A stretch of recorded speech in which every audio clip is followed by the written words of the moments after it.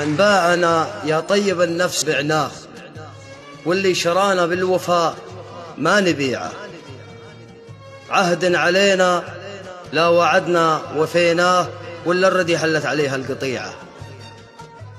أنا أحمد اللي خصنا في عطاياه، اللي خلق فينا المراجل طبيعة. لو ضاق فينا وقتنا ما شكيناه، نصبر على ضنك الزمان وصنيعه. ناقف مع الرجال ونعز شرواه، ولا النذل لو طاعنا ما نطيعه. حتى لو انه خيرة الناس عفناه، لا بارك الله بالنفوس الدنيعة. الدرب لو طول علينا مشينا، نمشي لو ضاقت علينا الوسيعة.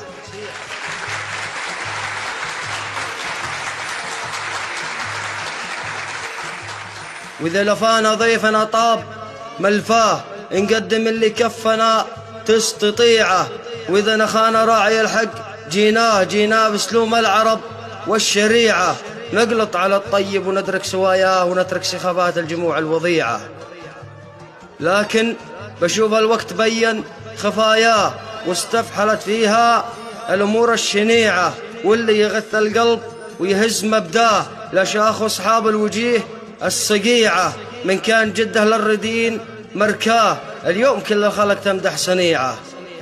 لولا الدراهم ما كذبنا ومدحناه، ولا الفقر هد القصور المنيعة.